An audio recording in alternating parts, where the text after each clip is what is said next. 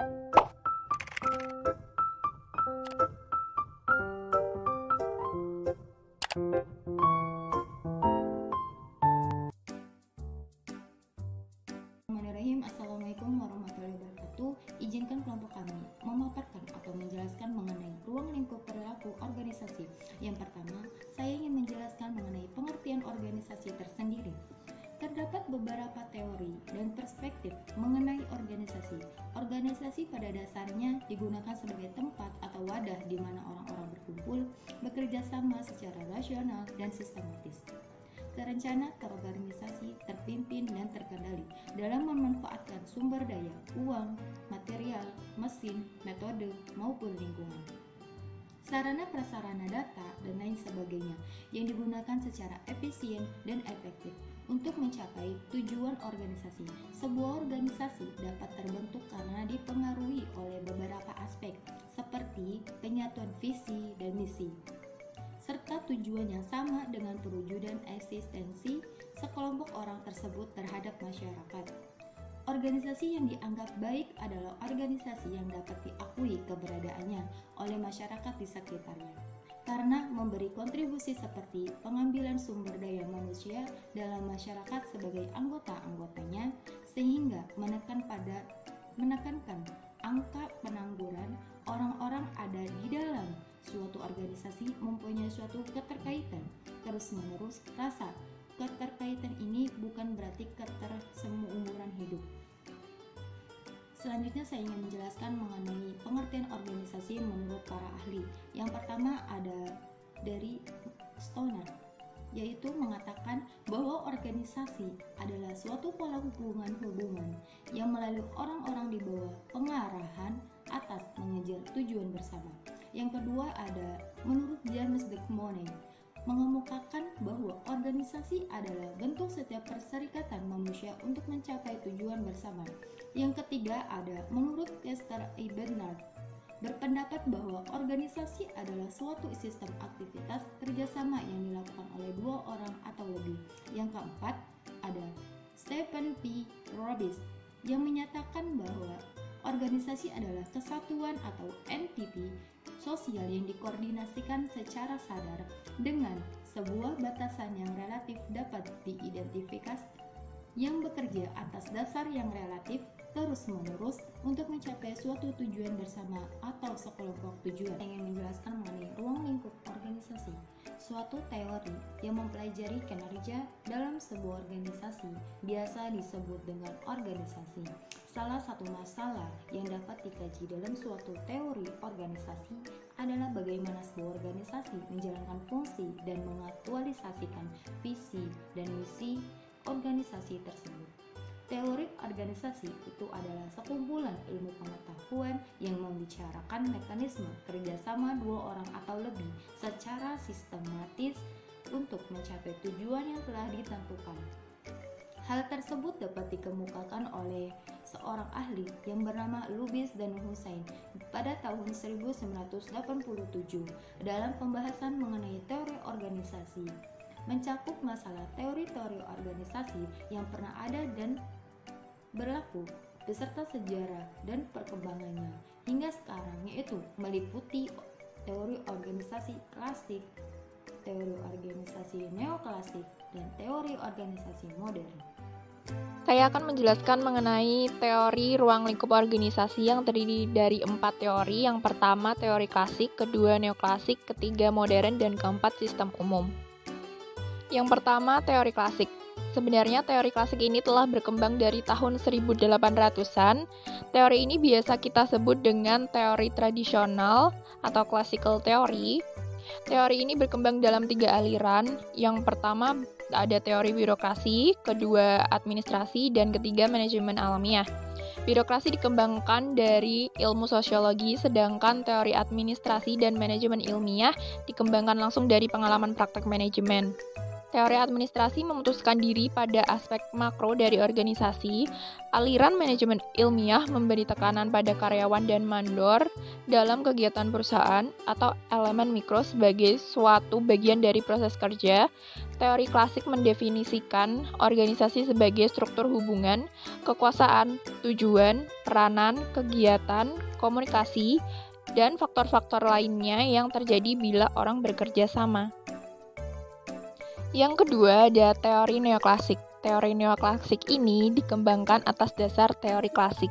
Teori neoklasik sendiri merubah, menambah, dan dalam banyak hal memperluas teori klasik. Teori neoklasik didefinisikan sebagai suatu organisasi sebagai kelompok dengan tujuan bersama.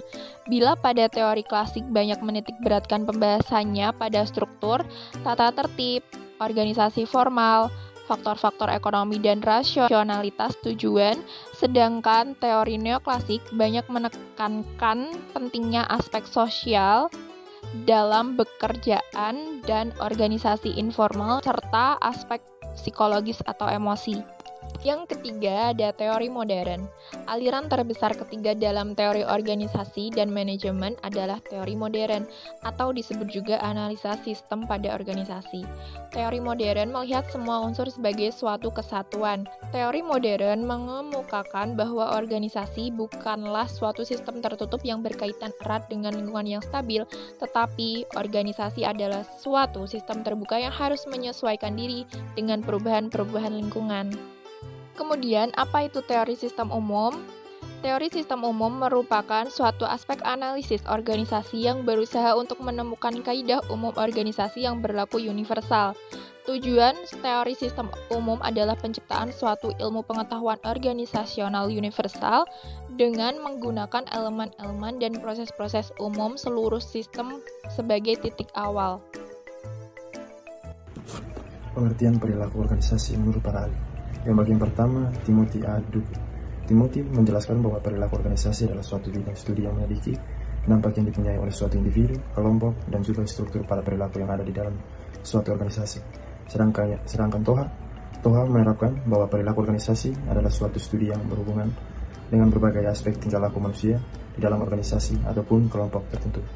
Sedangkan menurut Khairul Umam, perilaku organisasi adalah suatu bidang studi mempelajari dampak dari perorokan, kelompok, dan struktur pada perilaku organisasi agar bisa menerapkan pengetahuan terkait tentang berbagai hal tersebut demi perbaikan efektivitas suatu organisasi.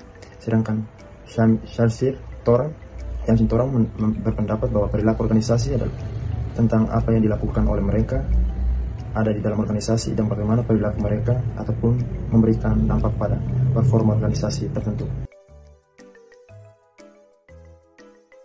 Perilaku organisasi. Beberapa manfaat dari mempelajari organisasi adalah sebagai berikut, yaitu 6 manfaat. Yang pertama, perilaku organisasi akan bertindak sebagai map untuk kehidupan anggota yang ada di dalam organisasi. Yang kedua, perilaku organisasi akan membantu setiap individu dalam memahami perilaku mereka sendiri dan juga orang lain yang berada di dalam organisasi. Yang ketiga, membantu setiap manajer untuk bisa memahami dan juga mematuhi lingkungan dan juga kejadian atau masalah yang ada di dalam organisasi. Yang keempat, analisis perilaku organisasi juga akan sangat membantu mencegah adanya masalah dalam organisasi. Yang kelima, memberikan motivasi dasar setiap manajer agar bisa memberikan pengarahan dan mengontrol bawahannya secara lebih efektif. Yang keenam, terakhir, perilaku organisasi juga berguna untuk menjaga setiap hubungan industri perusahaan. Elemen-elemen perilaku organisasi dibagi menjadi 4, yaitu manusia, struktur, teknologi, dan sistem sosial. Yang bagian pertama, manusia. Manusia adalah sistem sosial di dalam internal organisasi. Mereka terdiri dari individu ataupun kelompok tertentu. Kelompok tersebut bisa dalam jumlah yang kecil atau besar, informal atau formal, resmi ataupun tidak resmi. Yang kedua, struktur. Struktur adalah hubungan pada setiap orang yang terdapat di dalam suatu organisasi. Mereka yang berada di dalam suatu organisasi tertentu diberikan peran yang berbeda, dan mereka mempunyai hubungan ataupun dengan yang lain. Yang bagian ketiga, teknologi. Teknologi mampu menanamkan kondisi fisik dan juga ekonomi dimanapun orang bekerja. Sifat dari teknologi ini akan sangat tergantung dari sifat organisasi dan juga akan turut mempengaruhi pekerjaan ataupun kondisi kerja perusahaan. sehingga teknologi akan membawa efektivitas dan juga memberikan atasan setiap orang. Ruang lingkup perilaku organisasi. Perilaku setiap manusia yang bekerja di dalam suatu organisasi. Yang pertama, perilaku individu. Studi perilaku individu adalah suatu studi terkait kepentingan individu, mempelajari sikap, motivasi, dan juga kepuasan kerja. Yang kedua, perilaku antar individu. Studi yang dilakukan dengan adanya komunikasi antara sikap karyawan di antara mereka sendiri dan bawahan mereka, memahami kualitas dari kepemimpinan orang, dinamika kelompok. Yang ketiga, perilaku kelompok. Perilaku kelompok ini akan mempelajari terbentuknya suatu organisasi, struktur organisasi, dan efektivitas organisasi, dan berbagai upaya kelompok yang dilakukan untuk bisa mencapai tujuan organisasi.